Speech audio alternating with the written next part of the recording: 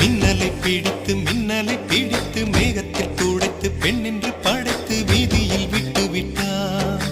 இப்படி இன்னொரு பெண்மையை படைக்க தன்னிடம் கற்பனை தீர்ந்ததை எண்ணித்தான் பிரம்மனும் மூர்ச்சையுற்றார்.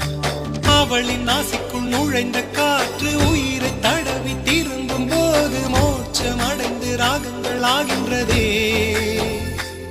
ஓஹோ, மழையின் துளிகள் அவளை நனைத்து மார்பு கடந்து இறங்கும் பொழுது முக்தி அடைந்து முத்துக்கள் ஆகின்றதே. மின்னலை பிடித்து